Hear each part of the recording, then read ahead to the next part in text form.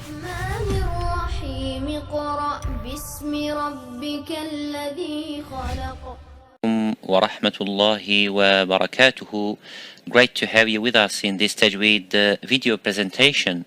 We are at the continuation of the makharij al-halq, and we have talked last time that there are common mistakes are by the people who try to recite the Qur'an without any background of qira'ah or background with the mashayikh. They have sat with the mashayikh to recite and they have been corrected.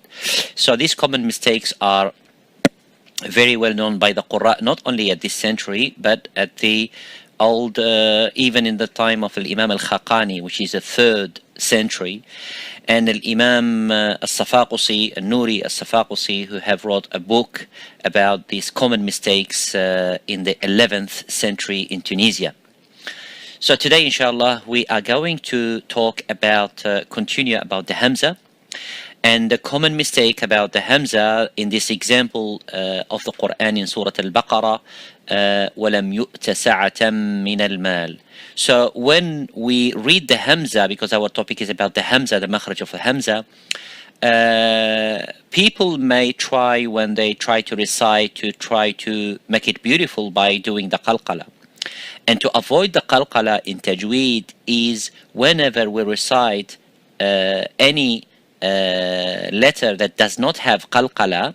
As you know, the qalqala has 5 letters, which we are going to study later on, inshallah, in the coming podcasts after the makharij in the sifat. The letters are 5: qaf, ta, ba, jim, dal. When it is second, qutbu, jadin.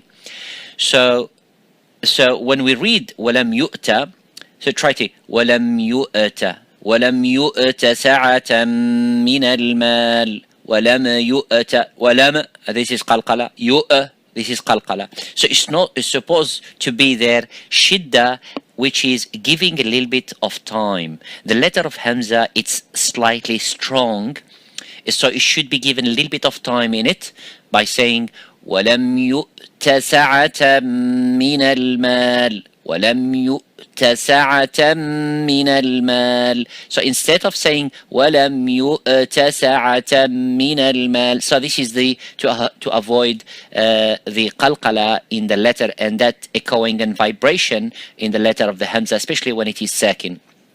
The other example is wallahu yu'ti mulkahu.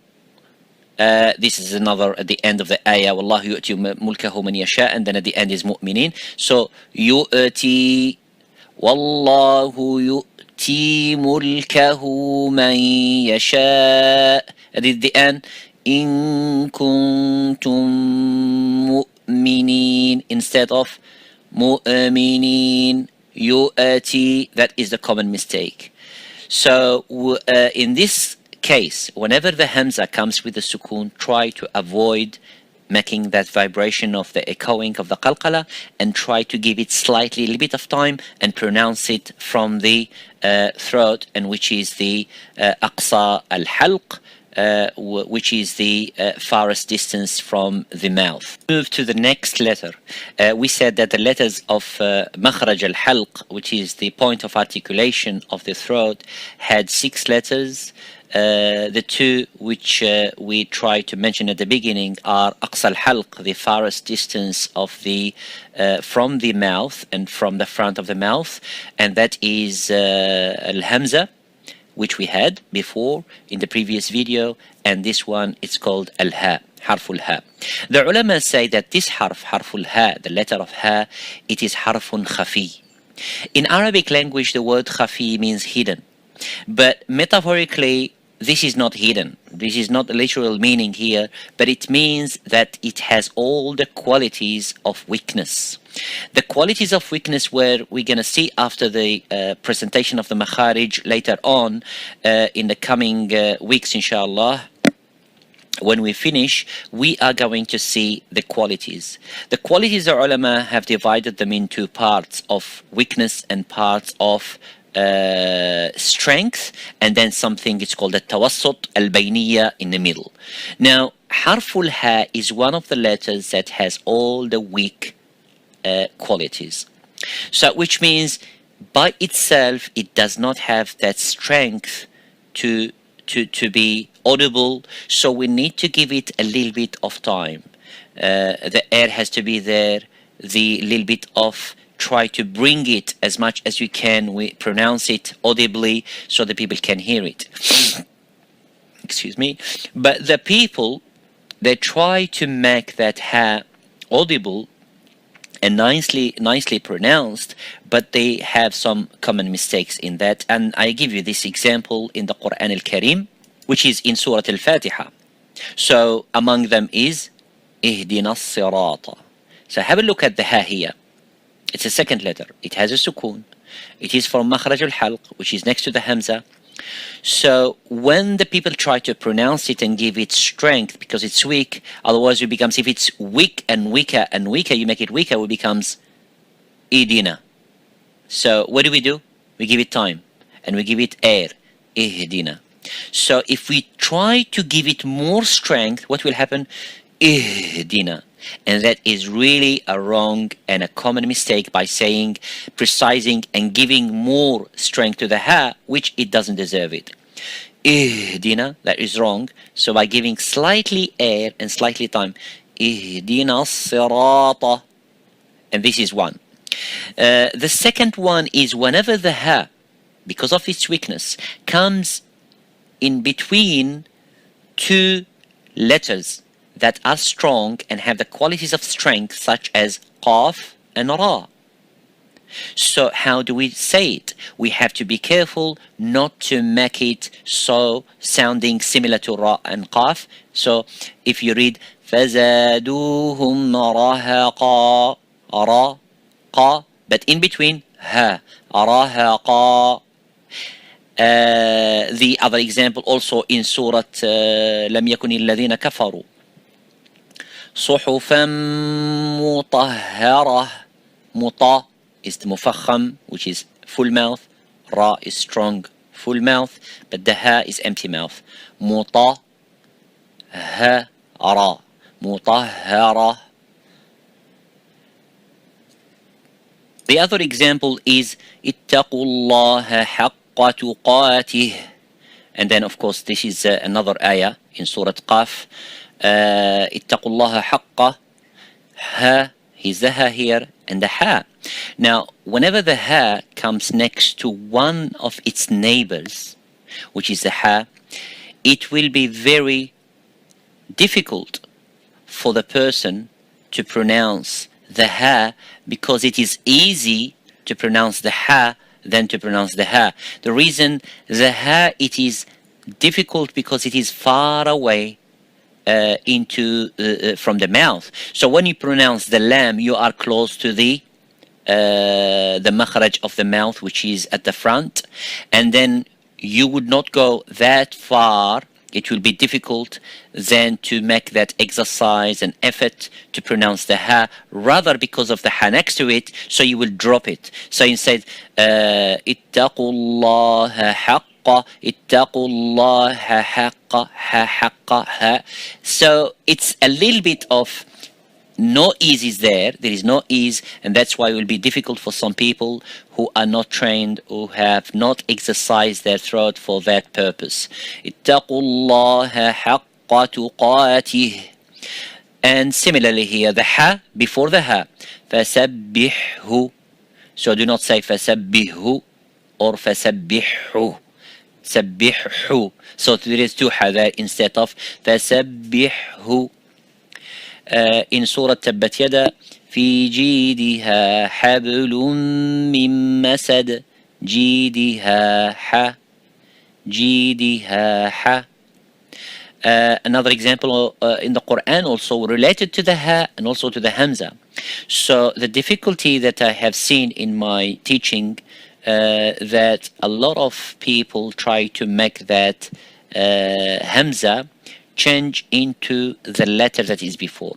So أَلَّنْ يَبْعَثَ اللَّهُ وَحَدًا.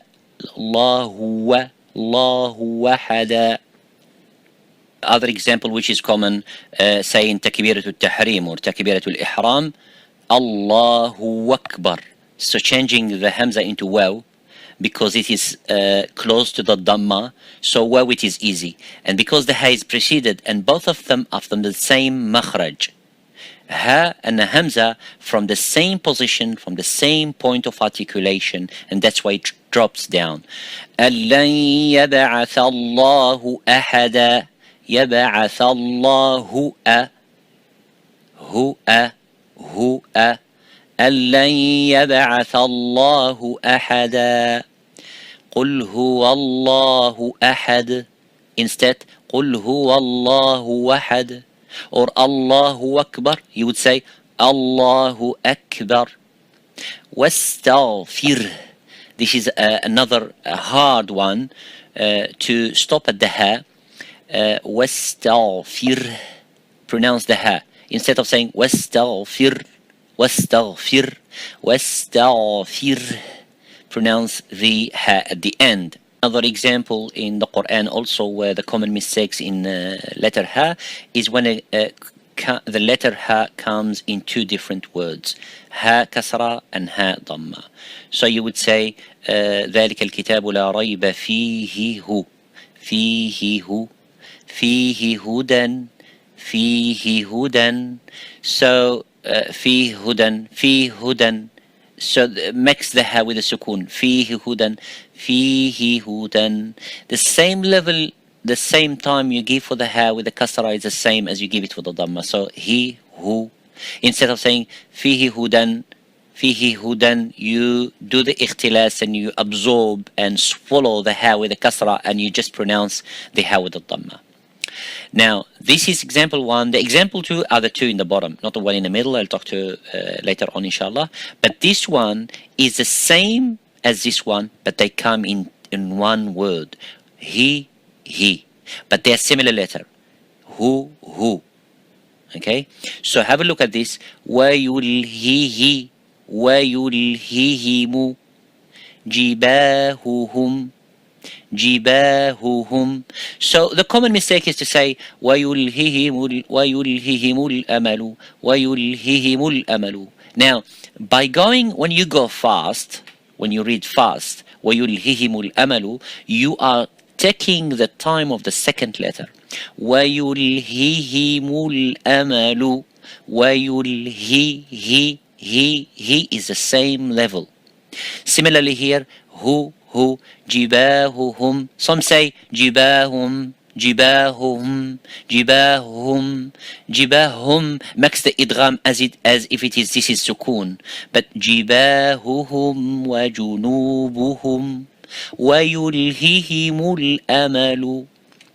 Now, the one in the middle, why I brought it here is you have to watch and observe the movement of your lips, because Arabic language, all the movements of the lips are built into short vowels, small harakat and big harakat, which is the long vowels of the letters of mad. So if you would say ma, mu, mi, my lips are moving into either sidewise by saying fatha, ma, and that's fatha means open in Arabic. Dhamma means bring together forward, mu. So if I say the word in the Quran, muhtadun or muhtadin, then what happens? The meme saying mu. Not to keep the lips forward at the same level for the ha. So if you say muhtadin, you feel that your lips are in the ha are going in forward towards the dhamma. But what do? You bring it back sidewise normally. So instead of saying muhtadin, you would say muhtadin. As you say you find your lips are going sidewise. But if you say who, then the position of the lips are saying to you, say who, don't say So muhtadin, bring your lips back for but for mu, the lips have to be forward.